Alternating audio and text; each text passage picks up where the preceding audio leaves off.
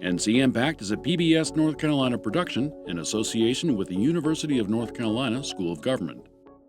Funding for ncIMPACT is made possible by changing the course of people's lives. That's the impact UNC Health and the UNC School of Medicine work to deliver every day. Our 40,000 team members across the state of North Carolina are committed to caring for you, our patients and communities, as well as educating the next generation of healthcare professionals. Individually, we can do a little, but collectively, we can do a lot to create impact.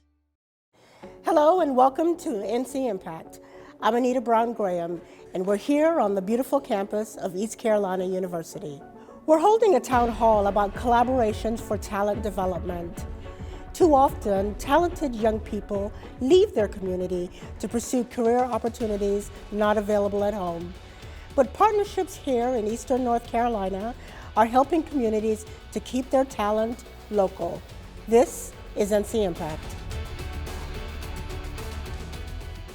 The biopharmaceutical industry here in North Carolina is hoping to fill 5,000 new jobs by 2024. Eastern North Carolina communities are developing talent to keep up with that demand. ncIMPACT's Evan Howell gives us a look at the collaborations making it possible for residents to stay in this region and benefit from the great opportunities. These objects right here. Joshua Jones is a first-generation college student born in Lumberton. His commitment to family and his community has been a driving force in his career. I had to have a certain hunger in my spirit, and I've always heard from individuals of what they wish they would have done if they were my age and such, and I decided to kind of go off on my own path and just, you never know unless you try, I guess you could say, as a material. Jones now works at Pfizer in Rocky Mount, and he's there thanks in part to a unique partnership across 5 regional college campuses directed by the Eastern Region Pharma Center on the East Carolina University campus. I get to manufacture or oversee the process of manufacturing a product that is going to impact millions of people's lives, ranging from my family into everyone else's. In 2021, the center received a grant of nearly $2 million. That's nearly 2 decades after industry came to region leaders and asked for cooperation in establishing a job pipeline to fulfill their employment needs. It was their idea that we needed this. They reached out to the community college, and then they reached out to the county and said, hey, we have an idea. We're going to be full support of this. And 18 years later, they have made that promise, and they kept that promise. At its core is a program that promotes homegrown solutions, students who seek training for high-skilled jobs but want to stay close and support their community. So it's great that we're here right beside our industry partners, and we can do a lot of hands-on training, and they can also visit the industries and see what their actual day would look like. And most of our students do stay local. And it's that kind of collaboration between colleges and industry that not only produces high-quality talent, but builds a public-private trust that ensures its success in the future. So it really touches generations, and that's why I enjoy coming to work every day, is the impact that it makes on the students. So yeah, these are CNC machines. Jones says his experience working in pharma during the COVID pandemic was an intense beginning to his career, and he's excited to continue his work for years to come. I take big responsibility for that on my shoulders, and I try my best to make sure that I instill that in my employees and my colleagues to make sure that we bring the best medicines out to the world. I could not be more excited to be with and learn from Mark Phillips, who's the Vice President of State Relations and the Executive Director of the East Region of the NC Biotech Center, Lauren Limberis, Director of Eastern Region Pharma Center at East Carolina University, and Tommy Shornack, Vice President and General Manager of Thermo Fisher Scientific. I think I got all that right. Did I? Okay. Tommy, I'd like to start with you as a representative of the private sector. Talk to us about why these collaborations amongst local governments and universities and other organizations are important to the success and sustainability of your work. Yeah, so thanks for having me, first of all, and super excited to be here. From a business perspective, we're growing, right, which is a really good thing. We're investing hundreds of millions of dollars right here in Greenville, North Carolina, and with that growth, we have to find talented individuals for, fulfilling careers long term. And partnerships is a way for us to provide meaningful work for residents that are local to Pitt County in North Carolina. And what's super important for us is partnerships have evolved since 2019 as that growth continues. So we're partnered with NC Biotech, Pitt Community College, ECU, you name it. We're trying to reach out and create other partnerships to funnel people to the site to have fulfilling careers and help us deliver on our mission to make the world healthier, cleaner, and safer. I think without those partnerships, we wouldn't be able to do what we do on a daily basis. And, looking forward to growing those partnerships over the coming years. So Mark, let me be cranky with you for a moment, just because I want to play devil's advocate. I met earlier today with someone in a neighboring county who was pointing out that the county continues to lose residents. That person says to you, I don't get it. Like, what is the point of all of these local collaborations? What is it doing for us? Your answer is? I think it's really creating opportunities for these counties that are maybe losing residents, particularly in rural North Carolina. And we see it in Anita all the time, the decrease in population. So how do we maintain that talent? How do we grow the talent? How do we work closely with the educational system, whether it's K-12 to the community college and or university? And we've seen that over the past several years that when we do various commuting studies, we'll find that talent is commuting here to Greenville or other areas across eastern North Carolina on a daily basis as well. So it's really getting those interested parties to help with us as well. It's public-private partnership. It's what it's all about. And we couldn't do it without Tommy and his team at Thermo Fisher Scientific, as well as the other pharmaceutical industries around eastern North Carolina as well. So it's very important for that collaborative model to take place, Anita. It's a win-win. It's a win-win, for sure. Gotcha. So Lauren, let me turn to you. Our field story focused on biopharmaceuticals, and as director of the Eastern Region Pharma Center, I wonder how you see the work supporting the biopharma crescent through collaborations, and maybe for those of us who don't live in a world in which bio is nearly as broad-based as it means for you, what are we talking about when we talk about this kind of industry sector, and why Eastern North Carolina? Well, Eastern North Carolina was established in terms of the biopharma crescent, those five counties that was talked about in the intro there. And that crescent, it literally looks like a crescent on the map, right? Those counties.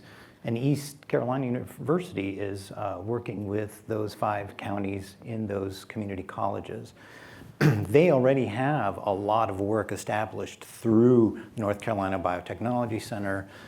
We want to make that even stronger to ensure that awareness is out there for the opportunities, and to hear that people are leaving the area. They just need to be more aware of what those opportunities are, and we want to provide them those pharma pathways into getting at any level into the industry, be it right out of high school, be it at a certificate, at a community college, a 2-year program, 4-year program. Even people already in the industry, they want to upskill into the biopharma if they are more familiar with the traditional or small molecule pharmaceutics. That is where the ERPC comes in, with the help of Golden Leaf Foundation, North Carolina Biotechnology Center, and partners such as Thermo Fisher right here in Greenville, that allows us to build this coalition in terms of providing awareness, showing that there's different pathways to get into the industry for really impactful, meaningful careers. Hard question. What is it that makes the collaboration work in this region? So I've never been to a region in North Carolina where people didn't say, A, we're very good at collaboration, and B, collaboration makes the difference. And yet, we all know that there's collaboration with a little c and collaboration with a big C. So is this big C collaboration? And if so, what makes it big C? Yeah, I think what makes us different is we all know it benefits the surrounding communities and the people that live here, right? There's no one that's in it for themselves, if that makes sense. All of these alliances and partnerships that we've formed are to the benefit of the local community. And I think that's a different relationship that you might see in other areas. I'd like to echo, it's not only that, it's just genuine. I know this man by speed dial right here. Our cell phones are connected pretty much, and so does Lauren. And it's not, look, if he needs something, he knows he can call. And I know the same thing likewise. And I know he's running the industry every day with over 2,000 employees. He's got clients on him, I get it, but he usually picks up my call. And that's the genuine relationship. It's not fake, Anita. And that's what the collaboration model is all about. That's what makes this team work really well together. So Lauren, collaboration on campus can be a chore in and of itself. How are you managing collaboration across all these partners? Well, at first it stems from even having an advisory board that helps us to tell us, to guide us, where are the opportunities and where do we need these graduates to be pointing towards. And so we're not in a bubble. We're not in a vacuum. We are working together, Tommy coming over, Mark coming over, and just coming over to the new building that we have, the Life Science and Biotechnology building, to discuss. This is the opportunities that we have. What are the needs in the area for your company, for that company, and so on. So that collaboration, I find it a joy. I enjoy working with economic developers, the industry, with the community colleges, and everybody feels that sense of family. That sense of we're all working in this together because it's going to help the region, it's going to help people for a great opportunity for Eastern North Carolina. So it is indeed genuine. You've got one more opportunity to ask a question, yes.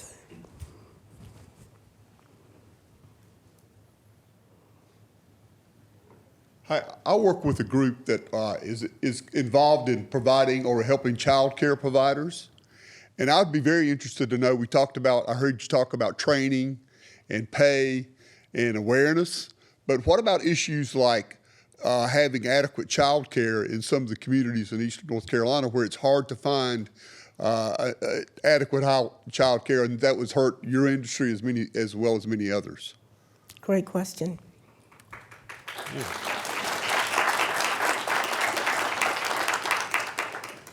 Yeah, it's a good question. I think from a child care perspective, we're just starting. It's a little bit late, but to partner with local groups and folks that can help us solve that problem. We're not quite there in terms of full support, so we have an opportunity to improve a little bit with child care as we grow, right? When you're 1,500 employees, it's not necessarily as important as it is when you're 3,000, right? Because you're pulling from multiple different areas. So we've just started, these guys can chime in, but we've just started to reach out to partner to find out how do we better provide child care. Overall, Thermo Fisher Scientific provides many resources, to help people find solutions outside of the site. What I'm talking about specifically is, can we partner to find child care solutions on site, right? Or close to the site and community, as opposed to maybe they have to drive and drop off and then come to work. So it's an opportunity that we've just identified as well locally that we're going to start to work on. Thank you. An Eastern North Carolina partnership gives the region access to talent and students an opportunity to benefit from the region. ncIMPACT's David Hurst introduces us to the Rise 29 program. And what time were you hoping for? Growing up in rural Pitt County, Siobhan Brumsey didn't see many job opportunities. That's kind of how everybody looked at the area. Like, you can get a good job in medicine, you can get a good job teaching, or you're gonna go somewhere else. But after 10 years of teaching in Pitt County schools, she wanted to start her own opportunity. So she opened Riverside Recreation and Embody Studio in Greenville. The goal was to help create a community where people wanted to stay. I shouldn't have to leave my family in order to provide for my future family. There's gotta be a way to do both of those. A few years ago, she got connected with Rise 29. RISE 29 stands for Rural Innovation Strengthening Eastern 29 Counties. The internship program connects East Carolina University students with small businesses in Eastern North Carolina. We're taking them to extremely rural communities, and we're saying these are really great places to live, work, play, to raise families. And being able to advocate for that in my position to students who have never experienced that or come to ECU and never leave Greenville is a unique opportunity for me because I get to share a place that I love and I'm trying to reinvest in. The program is a partnership between ECU and Beaufort, Hyde, Martin, and Pitt counties, with the hopes to soon expand to the other 29 counties in Eastern North Carolina. Recent ECU graduate Zachary Allen was a RISE 29 intern and worked with the manufacturing company based out of Beaufort County. His experience with RISE 29 led him to earn a full-time job with the local government in Eastern North Carolina. It was such a wonderful opportunity to be able to, as a college senior, really make this real impact. By doing our work, by doing our research, we were able to potentially lead to the creation of new jobs, of increased investments with that company and with the county at large. For Siobhan Brumsey, her RISE 29 interns helped her with business strategy and branding and marketing. She says the work of her RISE 29 interns helped her open 2 new locations. The program is helping her grow her business, which is helping grow the area and making it a place people want to live. They get what is the richness in this area and why it's important to keep people here. So yeah, I'm really excited to see what the future holds. RISE 29 is developing a national model for supporting rural entrepreneurs. Siobhan, tell us a little bit about your journey. How did RISE 29 support this dream?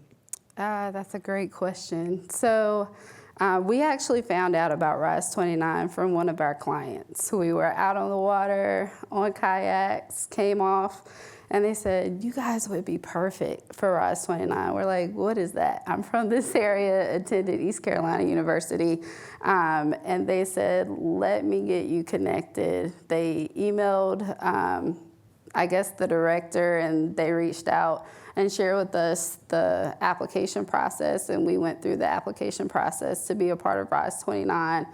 And it was just a phenomenal experience. They really understood our mission and vision as a business and analyzed our business operations to help us figure out how to get more connected to the community, how to build partnerships that we were already doing, but we had more manpower now. I had 3 phenomenal interns during the time that I was with RISE 29. ECU students. ECU students. And just being able to come alongside them and listen to their dreams, the businesses that they wanted to create, but then also share, this is what I'm doing.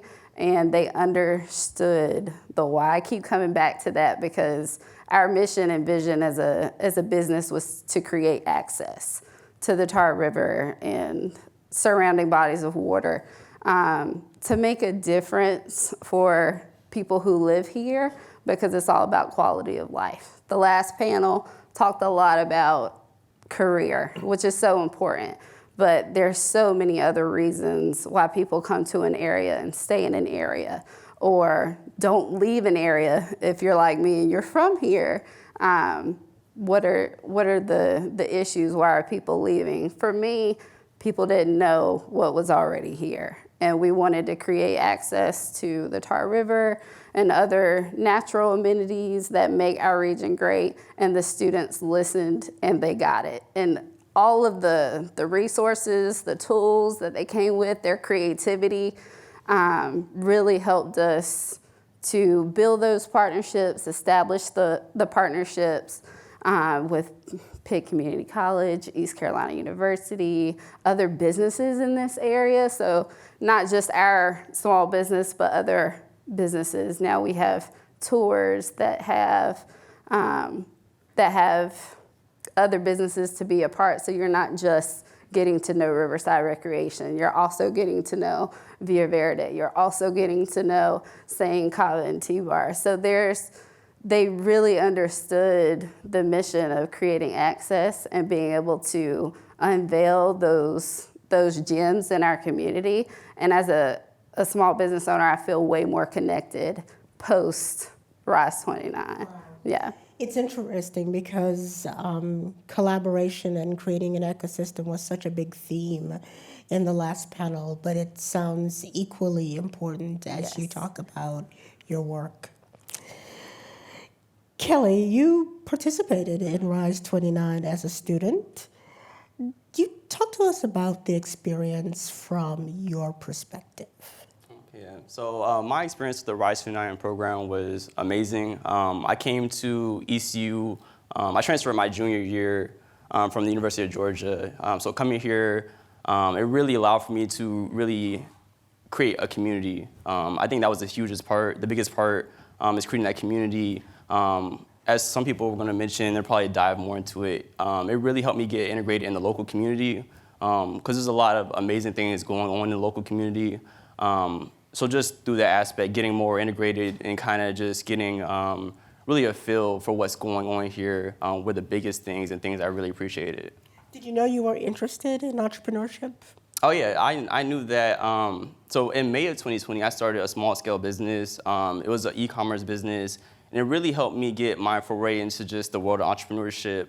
I was pleasantly surprised coming into just the Rise 29 program where entrepreneurship is a huge aspect of what Rise 29 seeks to teach students as well. So within that, we're meeting just people, local people in the community, business owners. We're meeting people that are developing in the local community.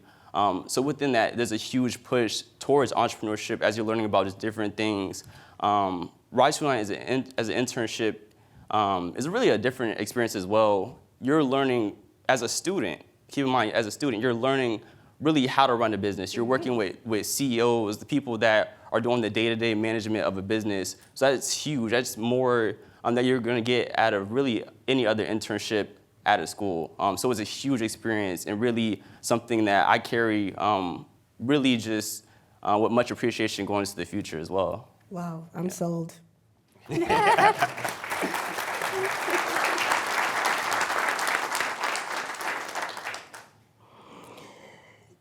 So Jason, I'm not sure that when you went into economic development, you necessarily thought you would be working with a program like Rise 29. It's not what most traditional economic developers do. True. Talk to us a little bit about your experience and why this feels like the right thing in the right place at the right time. Well, I think it comes back to the fact that every large business started as a small business. And, our earlier panel was up here speaking of pharmaceuticals, and I have to give a shout out to Morgan County native Phil Hodges, who started a pharmaceutical company that grew and is now Maine Pharma. And so as these young students and these young folks that are starting businesses, if we support them, you never know which one will grow into that large corporation. But it's not just the big corporations, it's still the value of our small businesses, which we all know is still the backbone of America. So yes, it's not the traditional industrial recruitment and but it does certainly feed into having a healthy economy and a local economy. So it's very important for us to support them. Questions from the audience. Hi, I heard you mention Phil Hodges, and he's a fantastic partner of ECU, and I've also heard Golden Leaf, which is also a fantastic financial supporter of the university. Can you speak a little bit about the impact that the donor support on Rise 29 or any other those economic programs have had? I'll take that one. So yeah, a little bit of history I think is important on how this all came about. So Golden Leaf, and this has been, I guess, 5 years ago now with their community grants initiative. They started in the Northeast Prosperity Zone, which is where Martin County is. And we were all at the Ag Center in Williamston, and there were all the counties at the table, and ECU and many other organizations who were seeking Golden Leaf funds. And in one table, ECU was having a conversation about, keeping more of their students at home. Many of them wanted to start businesses, or just keeping more of that talent at home. I think we've been touched on a good bit.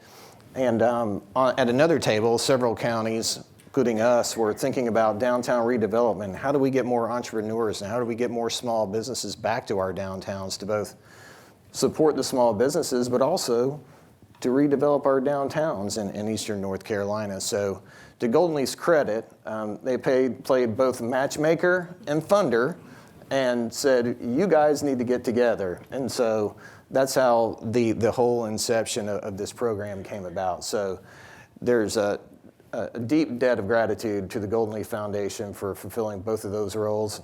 And really, honestly, throughout the COVID, because we got the grant started at the beginning of COVID, and they worked with us greatly on the flexibility of having to shuffle around and how we had to manage those things and still support the businesses. So thank you for that question. Yeah, great question. I love it and don't disagree. And certainly everything we have heard this afternoon makes clear what a remarkable and almost unbelievable impact this university has on its region. It just doesn't get better than that. Doesn't get better than that.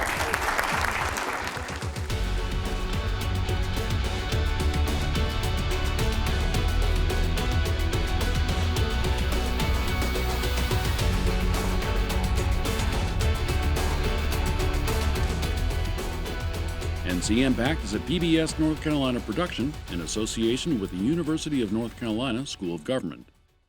Funding for ncIMPACT is made possible by changing the course of people's lives. That's the impact UNC Health and the UNC School of Medicine work to deliver every day. Our 40,000 team members across the state of North Carolina are committed to caring for you, our patients and communities, as well as educating the next generation of healthcare professionals. Individually, we can do a little, but collectively, we can do a lot to create impact.